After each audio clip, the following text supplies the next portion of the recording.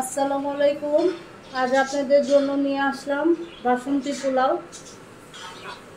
সাথে আছে মুরগির কষা মাংস। আমার এই রেসিপিটা যদি ভালো লেগে থাকে তাহলে আমার এই চ্যানেলে লাইক, শেয়ার, কমেন্টস এবং সাবস্ক্রাইব করবেন। আপনাদের জন্য নিয়ে আসলাম বাসন্তী পোলাও। এখানে আমি বাসমতি চাল ধুয়ে ঝরা দিয়ে রেখেছি।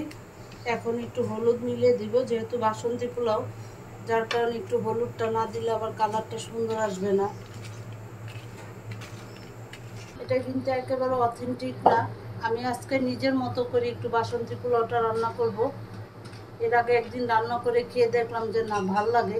তা আজকে আবার আমার মতো করে আপনাদের জন্য নিয়ে আসলাম। পরবর্তীতে অথেন্টিকটা আবার দেখিয়ে দিব।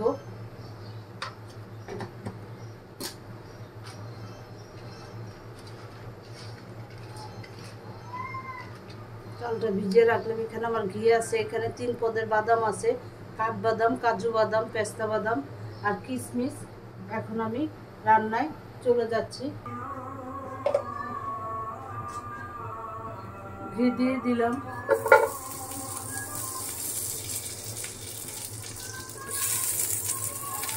আমি ঘিটা সবসময় ফ্রিজে রাখি, যার কারণে একটু চাক্কর হয়ে আছে, এখনই গলে যাবে। আমি আজকে বাসন্তী পোলাওটা পুরাটাই ঘি দিয়ে রান্না করব।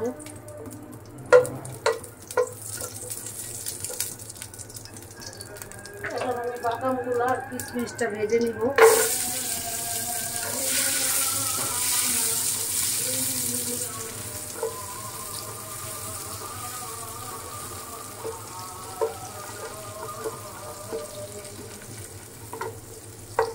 আমার বাচ্চারা শুধু নতুন নতুন জিনিস খেতে চায়, তাদের এক জিনিস সবসময় ভালো লাগে না। আর আমি রেস্টুরেন্টও নেই না সচরাচর, যার কারণে বাসায় একটু কষ্ট করতে হয় বাচ্চাদের জন্য। আর বাচ্চাদের জন্য যদি কষ্ট না করলেন তাহলে কেমন মা হলেন আপনি?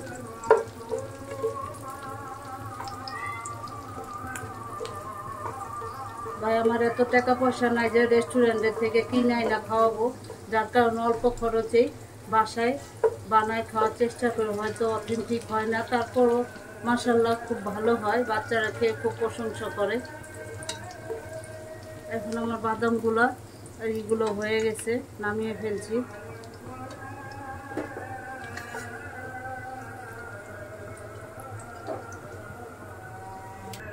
আর একটু ঘি দিয়ে দিলাম। এখন একটু পেঁয়াজ আর আদা রসুন বাটা দিয়ে দেবো।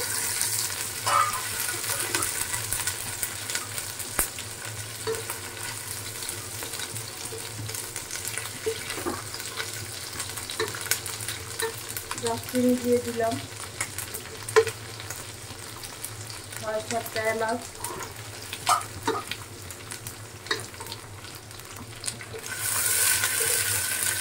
হালকা একটু ভেজে নেই।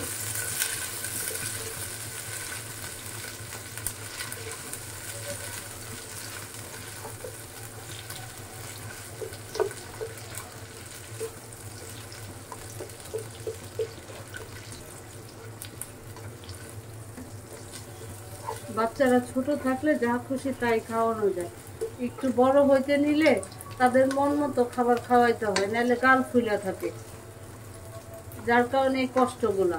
আর এই কষ্ট কোনো কষ্ট হয় না আমাদের জন্য, আরো ভাল লাগে বাচ্চারা যখন কোনো খাবার খাওয়ার আগ্রহ জাগে যে মা এই খাবারটা খাবো, ওই খাবারটা খাবো। শরীর স্বাস্থ্য ভাল লাগলে আমার মনে হয় সব মায়েরা এই চেষ্টাটা করে রান্না করার, বাচ্চাদের খুশি রাখার। এখন আমি চালটা দিয়ে দিব।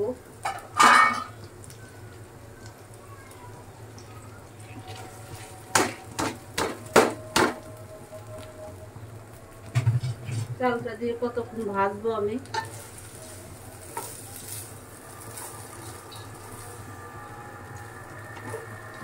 চালটা একটু ভাজা হোক।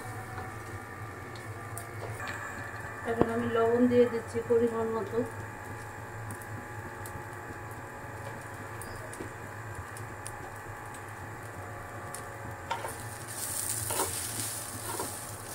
চিনিটা পরে দিব আমি।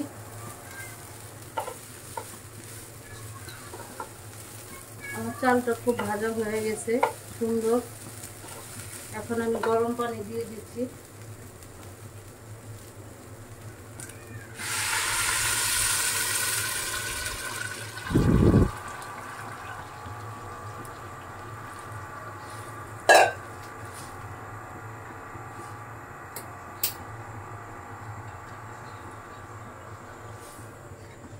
এখন ফুল আছে, কতক্ষণ রান্না করব পানিটা শুকানোর জন্য।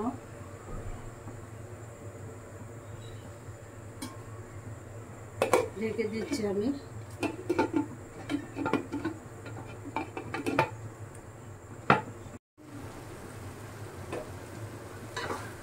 পানিটা শুকায় আসছে, আমি এখন নিচে একটা ভারী কিছু দিয়ে দিব। বাদাম, কিশমিশ, বাদাম সব দিয়ে দিলাম, 2-3টা রাখলাম উপরে ডেকোরেশনের জন্য। কাঁচামরিচ দিয়ে দিলাম। এখন এটা আবার ঢেকে দিব দমে আসার জন্য, লো আছে।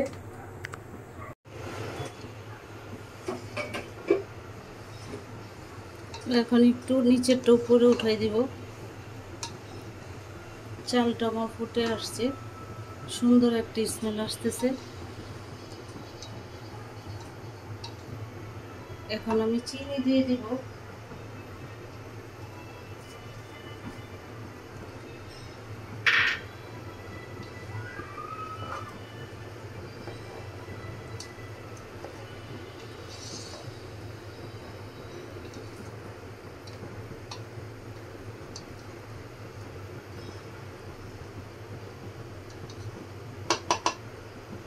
এখন আরো 10 মিনিট দমে রাখবো। আমার বাসন্তী পোলাওটা হয়ে গেছে। আমি এখন এটা একবারে গ্যাস অফ করে দমে রেখে দিব। আপনারা সবাই ভালো থাকবেন, সুস্থ থাকবেন। আল্লাহ হাফেজ।